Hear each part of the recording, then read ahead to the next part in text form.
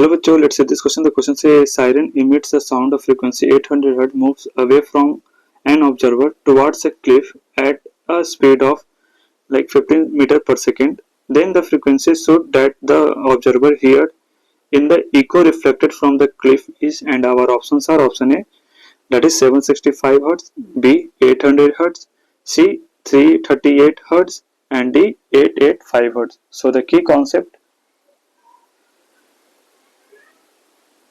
used here is that is Doppler effect, right?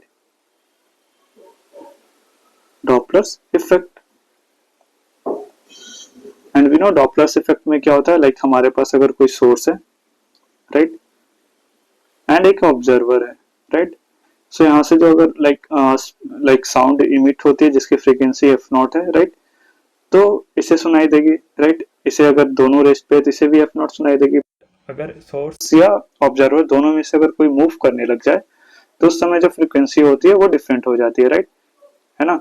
And उसके जो formula होता है that is f prime equal to f naught into v plus minus v naught upon v minus plus v s, right, है ना. अगर like plus minus कब लेना है, जब ऑब्जर्वर सोर्स की तरफ मूव करे तब वेलोसिटी ऑफ ऑब्जर्वर क्या करेंगे हम, दैट इज पॉजिटिव लेंगे, राइट. अगर दूर जाए तो उस केस में हम क्या लेंगे, नेगेटिव लेंगे, राइट. नाउ अगर हमारा ऑब्जर्वर रेस्ट पे एंड अगर सोर्स मूव कर रहा है तो उस केस में हम क्या करेंगे, लाइक अगर सोर्स मूव कर रहा है एंड ऑब्जर्वर की तरफ जा रहा है तो उस केस में हम माइनस लेंगे. एंड अगर ऑब्जर्वर लाइक सोर्स अवे जा रहा है ऑब्जर्वर से तो उस केस में हम प्लस लेंगे, राइट. तो ये हमारा डॉपलर इफेक्ट का फॉर्मूला होता है, राइट. नाउ हमें क्वेश्चन में दे रखा है कि हमारे पास एक साइरन है, लेट्स से ये हमारा ऐसे कुछ ग्राउंड है एंड यहाँ पे हमारे कोई क्लिफ है, राइट. कुछ ऐसा क्लिफ दे रखा है ना. एंड एक यहाँ पे क्या है, साइरन है, राइट, है ना. ये हमारा ऐसा कुछ साइरन है, राइट, जिसकी फ्रीक्वेंसी दे रखी है that is f not, that is 800 hertz. F not की वैल्यू क्या है, दैट इज 800 हर्ट्ज. एंड ये मूव कर रहा है 15 मीटर पर सेकेंड से. तो क्या हुआ, एंड लेट्स से यहाँ पे एक ऑब्जर्वर ऐसे रेस्ट पे खड़ा है, राइट. तो एक तो फ्रीक्वेंसी इसका 800 हर्ट्ज, लाइक इसको कुछ डिफरेंस सुनाई देगा, राइट. बट हमें जो क्वेश्चन में पूछा गया है लाइक कि जो इको जो रिफ्लेक्ट हो रही है इस क्लिफ से वो कितनी फ्रीक्वेंसी इसको सुनाई देगी, रिफ्लेक्टेड फ्रीक्वेंसी कितनी है इसकी, तो वो हमें निकालना है. तो लेट्स से क्या होगा, देखो जैसे ही आगे मूव करेगा तो क्या होगा, ये साउंड ऐसे ऐसे ट्रेवल करेगा, है ना. साउंड ऐसे ट्रेवल करेगा एंड इससे क्या होगा, टकराएगा. टकराने के बाद क्या होगा, टकराने के बाद लाइक ये रिफ्लेक्ट कर जाएगा इसका लाइक फ्रीक्वेंसी. तो ऐसे कुछ लाइक जो साउंड है यहाँ से रिफ्लेक्ट करेगा. Let's say like F prime से इसके पास आया तो एफ प्राइम फ्रीक्वेंसी क्या होगा, ये ऐसे रिफ्लेक्ट करेगा, है ना. एंड इसे एफ प्राइम फ्रीक्वेंसी सुनाई देगा, है ना. सो सबसे पहले तो हमें एफ प्राइम निकालना होगा, राइट. तो एफ प्राइम निकालने के लिए हम फॉर्मूला यूज करेंगे that is f naught into v plus minus v naught upon v minus plus v naught, right. तो v like that is velocity of sound and question में given है that is 330. तो यहाँ पे velocity of sound क्या लिख देंगे, that is 330, right. यहाँ पे लाइक ये ऑब्जर्वर की तरफ मूव कर रहा है, राइट. ये हमारा ऑब्जर्वर है, राइट, फॉर द साइरन. तो ये ऑब्जर्वर की तरफ मूव कर रहा है दैट इज 15 मीटर पर सेकेंड से. अभी हमने देखा अगर सोर्स ऑब्जर्वर की तरफ मूव करे तो, राइट, तो डिनोमिनेटर में हम क्या करते हैं, right, plus minus v naught upon v that is 330. जब ये ऑब्जर्वर की तरफ मूव करे तो घटाते हैं, राइट, दैट इज नेगेटिव आएगा यहाँ पे, दैट इज 15 मीटर.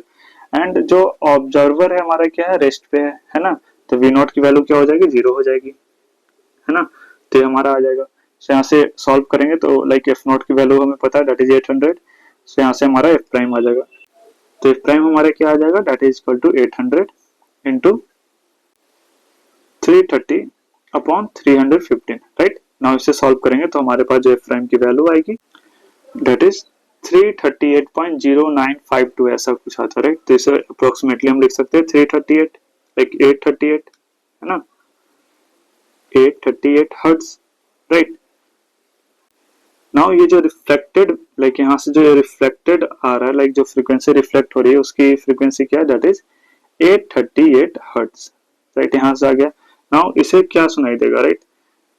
नाउ यहाँ पे हम देख सकते हैं जो हमारा ऑब्जर्वर है राइट। अब क्या होगा, अब ये जो क्लिफ है इसके लिए सोर्स की तरह काम करेगा, राइट। तो हम एस प्राइम लिख देते हैं। तो नो इससे जो फ्रीक्वेंसी निकल रही है दैट इज 338 निकल रहा है, एंड वी नो जो जो क्लिफ है हमारा रेस्ट पे, एंड ऑब्जर्वर भी हमारा क्या रेस्ट पे, both are in rest, right. तो यहाँ पे v naught and v s की वैल्यू क्या हो जाएगी, 0 0, राइट। So let's say double prime सुनाई दे रहा है तो हम लिख सकते that is f double prime equal to f prime into v plus minus v naught upon v plus minus v s, right. यहाँ पे v s and v naught क्या है, 0 है, राइट। तो यहाँ से हम लिख सकते हैं that is equal to f prime upon into v by v, right. तो वी बाई वी क्या हो जाएगा, कैंसल आउट हो जाएगा। सो यहाँ से हमारे पास एफ डबल प्राइम क्या हो जाएगा, एफ नॉट के इक्वल हो जाएगा। सो एफ डबल प्राइम हम लिख सकते हैं दैट इज 838 हर्ट्ज, राइट। अगर क्वेश्चन में अगर वी नॉट या वी एस मूव कर रहा होता है तो उस समय जो हमारा जो एफ डबल प्राइम की वैल्यू क्या होती है, चेंज हो जाती है, राइट। बट हमारे गिवन क्वेश्चन में क्या है कि f like v naught and v s क्या है, 0 0 है। तो उस केस में हमारा जो f prime, F double prime and F prime है, दोनों इक्वल होगा, राइट। सो हम यहाँ से कह सकते हैं जो ऑब्जर्वर जो फ्रीक्वेंसी सुनेगी that is equal to F double prime equal to 838 के इक्वल सुनेगा, राइट। दैट इज 838 हर्ट्ज हो जाएगा। So our final answer is that is option C, 838 hertz. Hope you understood it well. All the best.